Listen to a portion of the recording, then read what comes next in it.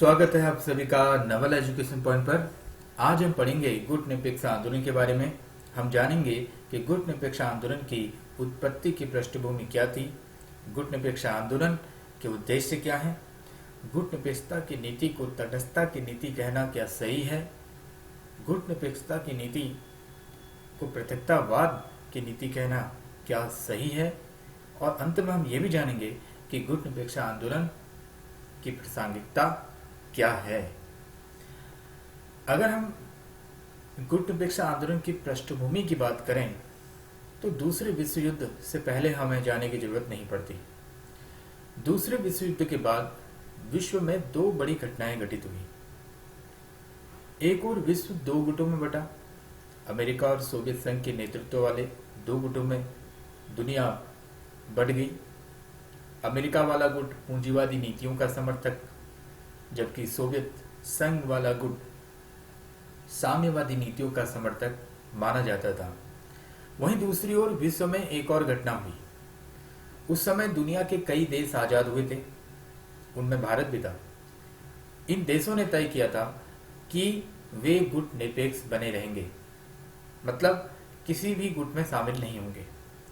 किसी एक गुट में शामिल होकर दूसरे गुट के खिलाफ खड़े नहीं होंगे, गुट निरपेक्ष रहेंगे।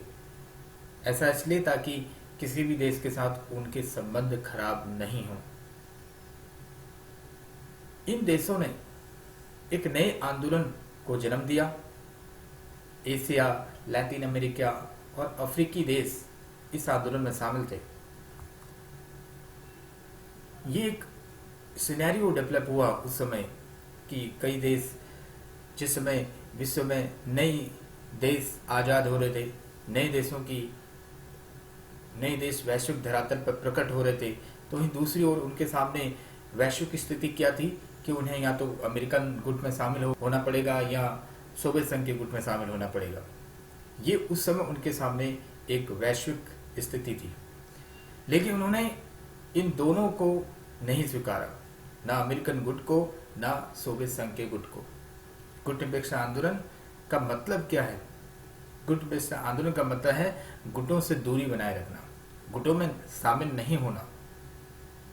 भारत के प्रधानमंत्री जवाहरलाल नेहरू, उस समय के तत्कालीन प्रधानमंत्री जवाहरलाल नेहरू, मिस्र के गमाल अब्दुल नासिर, इंडोनेशिया के सुकर्णो, यूगोस्लाविया के जोसेफ ब्रॉस टिटो, घाना के वामे एनक्रुमा, इन 5 नेताओं को गुट निरपेक्ष आंदोलन का संस्थापक माना गया। इन्होंने महत्वपूर्ण भूमिका निभाई बांडुंग सम्मेलन में। बांडुंग सम्मेलन 1955 में इंडोनेशिया में हुआ था। इस सम्मेलन में विश्व शांति और सहयोग को बढ़ाने को लेकर घोषणा पत्र जारी हुआ। बांडुंग सम्मेलन गुट निरपेक्ष आंदोलन की स्थापना में महत्वपूर्ण कदम था। गुट निरपेक्ष आंदोलन का मुख्य उद्देश्य है नवीन देशों के हितों की सुरक्षा करना था। उपनिवेशवाद के चंगुल से जो देश आजाद हुए थे, उनके हितों की सुरक्षा करना गुट निरपेक्ष आंदोलन का प्रमुख उद्देश्य था। गुटों में शामिल होने का फायदा यह होता कि उनको उस गुट का जो नेतृत्व करता है उससे पूंजी और तकनीक की सहायता मिल जाएगी, परंतु इससे वो एक संघर्ष भरे वातावरण में रहेंगे। उनके अपने पड़ोसियों के साथ संबंध बिगड़ सकते थे। क्या पता उनका पड़ोसी किसी दूसरे गुट में शामिल हुआ। वर्षों के संघर्ष से उन्हें जो स्वतंत्रता प्राप्त हुई थी वो फिर से खो जाने का डर था। और इनके सामने सबसे बड़ी चुनौती क्या थी? नवीन देशों के सामने अपने देश का आर्थिक विकास करना, गरीबी बेरोजगारी को खत्म करना। और ये तभी हो सकता था जब विश्व में शांति बने रहे, सुरक्षा का वातावरण हो। और गुटों में शामिल होने का मतलब ये है कि वैश्विक शांति को खो देना, फिर से वही युद्ध जैसी स्थिति पैदा हो जाएगी। ये देश जानते थे और नहीं चाहते थे कि इस तरह की स्थिति फिर से पैदा हो। गुट निरपेक्षता वैश्विक शांति और सहयोग को बढ़ावा देने के लिए जोर देती है और नवीन देशों के हितों की सुरक्षा करती। क्या गुट निरपेक्षता की नीति तटस्थता की नीति है? तटस्थता का मतलब क्या है? पहले तटस्थता का मतलब होता है कि युद्ध में शामिल न होना। युद्ध में शामिल न होने की नीति का पालन करना तटस्थता है। अब युद्ध में शामिल नहीं होना तटस्थता की नीति का पालन करने वाले देश के लिए यह जरूरी नहीं कि वह युद्ध को समाप्त करने में मदद करे। ऐसे देश युद्ध में इंगेज नहीं होते, संलग्न नहीं होते, और न ही युद्ध के सही गलत होने के बारे में उनका कोई पक्ष होता है। ये जो तटस्थ वाले देश होते हैं, ये ना ही युद्ध में इंगेज होते हैं, संलग्न होते हैं, और न ही युद्ध के बारे में किसी प्रकार की कोई राय प्रकट करते हैं, सही गलत होने के बारे में अपना कोई पक्ष लेते हैं। ये तटस्थ रहते हैं, युद्ध में शामिल नहीं होते हैं। तो प्रश्न ये है कि क्या गुटनिरपेक्षता की नीति तटस्थता की नीति है? बिल्कुल गलत। गुटनिरपेक्षता की नीति को तटस्थता की नीति कहना सही नहीं है। गुटनिरपेक्षता का मतलब तटस्थता का धर्म अपनाना नहीं है। ऐसा इसलिए क्योंकि गुटनिरपेक्ष देशों ने, जिनमें भारत भी शामिल है, शीत युद्ध के दौर में उन देशों ने युद्ध को टालने के लिए काम किया। दूसरे देशों के बीच जो युद्ध हुए थे, उन युद्धों को होने से टालने के लिए काम किया, या हो रहे युद्ध के अंत के लिए प्रयास किए। जैसे कि कोरिया युद्ध हुआ था 1950 से 53 के बीच। गुटनिरपेक्ष देशों ने ऐसे युद्धों में मध्यस्थता का काम करने का प्रयास किया। वियतनाम युद्ध है, तो ये कहना गलत है कि गुटनिरपेक्ष देशों ने मध्यस्थता नहीं की। गुटनिरपेक्षता मध्यस्थता को स्वीकार करती है। गुटनिरपेक्षता की नीति मध्यस्थता को स्वीकार करती है, और तटस्थता की नीति मध्यस्थता को स्वीकार नहीं करती। वो कहते हैं ना, युद्ध में संलग्न ही नहीं होते, युद्ध के सही गलत होने के बारे में कोई पक्ष ही नहीं लेते। ये तटस्थता की नीति है, जबकि नियम ऐसा नहीं है। तो इसलिए ये कहना बिल्कुल गलत है कि गुटनिरपेक्षता की नीति तटस्थता की नीति है। गुटनिरपेक्षता आंदोलन के उद्देश्य क्या थे? गुटनिरपेक्षता आंदोलन का पहला सम्मेलन हुआ था 1961 में बेलग्रेड में। बेलग्रेड में आयोजित हुआ था गुटनिरपेक्ष आंदोलन का पहला सम्मेलन। उस समय पहले गुटनिरपेक्ष सम्मेलन में 25 सदस्य देश शामिल हुए थे। इसमें अभी 120 सदस्य हैं और 17 पर्यवेक्षक देश इसमें शामिल है। 120 सदस्य। यूएन के बाद सबसे बड़ा जो संगठन है वो नेम का है, मेंबर के हिसाब से।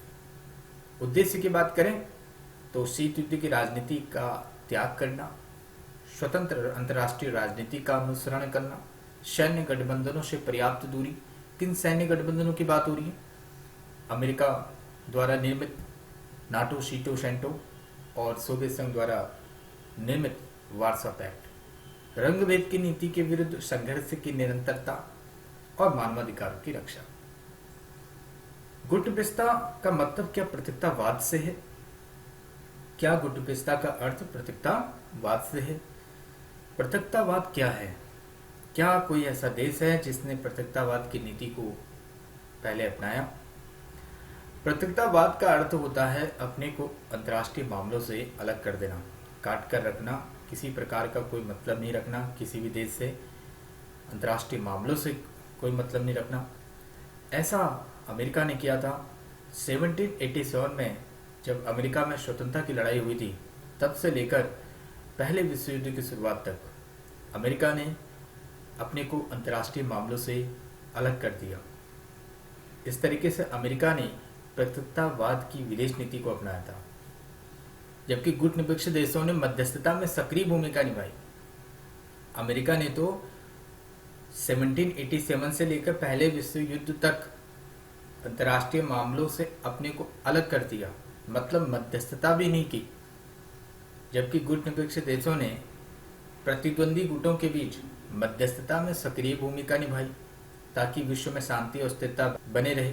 तो इस तरीके से कहना बिल्कुल गलत है कि गुटनिरपेक्षता का मतलब पृथकतावाद है। गुटनिरपेक्षता का मतलब पृथकतावाद नहीं है। गुटनिरपेक्ष देशों की ताकत की जो जड़ है वो उनकी आपसी एकता है, और महाशक्तियों द्वारा भले ही कितनी कोशिश की जाए उनको अपने गुट में शामिल करने की, फिर भी वो किसी भी गुट में शामिल नहीं होंगे। वो उनका संकल्प है और यही उनकी ताकत है। लेकिन शीत युद्ध की समाप्ति के बाद गुटनिरपेक्षता का सिद्धांत अपनी चमक खो बैठा है। कई लोगों का मानना है कि गुटनिरपेक्ष आंदोलन की प्रासंगिकता खत्म हो गई है। गुटनिरपेक्ष आंदोलन गंभीर आंतरिक समस्याओं से भी जूझ रहा है। अगर हम गुटनिरपेक्ष आंदोलन की बात करें तो उसमें जो सदस्यता का पैमाना है वो बहुत उदार रहा है, जिसकी वजह से सदस्यों में आत्म अनुशासन का अभाव दिखता है, सहमति के तरीकों में कमजोरियां दिखती हैं, वैश्विक घटनाओं की निगरानी का भी कोई तंत्र गुटनिरपेक्ष आंदोलन में नहीं है। इसके अलावा गुटनिरपेक्ष आंदोलन के सदस्य देश आपसी विवादों का शांतिपूर्ण हल निकालने की संरचना में भी विफल रहे हैं। अगर झगड़ा लंबे समय तक चले रहेगा तो आंदोलन कमजोर पड़ जाएगा, और यही हुआ भी है। इन सब के बावजूद भी ये कहना बिल्कुल गलत है कि गुटनिरपेक्ष आंदोलन की समकालीन विश्व में किसी प्रकार की कोई प्रासंगिकता नहीं है। आज भी इन मुद्दों को यदि हम देखें तो उनमें गुटनिरपेक्ष आंदोलन की प्रासंगिकता दिखती है। जैसे जलवायु परिवर्तन को लेकर विभिन्न देशों के मध्य विवाद, विश्व में गुटबाजी की वजह से कई क्षेत्रों में संघर्ष दिख रहे हैं हमें, खासकर खाड़ी के देशों में, अफगानिस्तान में शरणार्थी समस्या, एशिया प्रशांत क्षेत्र में शक्ति संतुलन हेतु टकराव की स्थिति। यहाँ पर भी एशिया प्रशांत क्षेत्र में भी चाइना, अमेरिका, ऑस्ट्रेलिया, भारत और जापान शक्ति संतुलन के लिए टकराव की स्थिति में है। आतंकवाद का मुद्दा, नव साम्राज्यवाद के तहत राजनीतिक कूटनीति, ऋण जाल की राजनीति, विशेषकर चाइना के मामले में जिस तरीके से चीन देशों को ऋण के जाल में फंसाकर अपने राष्ट्रीय हितों को साधने की कोशिश कर रहा है, उससे कैसे निपटा जा सके, इसमें गुटनिरपेक्ष आंदोलन द्वारा महत्वपूर्ण भूमिका निभाई जा सकती है। साइबर हमले के मामले में और अंतरिक्ष के क्षेत्र में अंधाधुंध प्रतिस्पर्धा के मामले में भी गुटनिरपेक्ष आंदोलन की महत्वपूर्ण भूमिका है। एक सकारात्मक भूमिका निभानी होगी गुटनिरपेक्ष आंदोलन को। इस तरीके से गुटनिरपेक्ष आंदोलन यहीं पर खत्म होता है। मिलते हैं नए टॉपिक को लेकर नेक्स्ट वीडियो में। Good bye.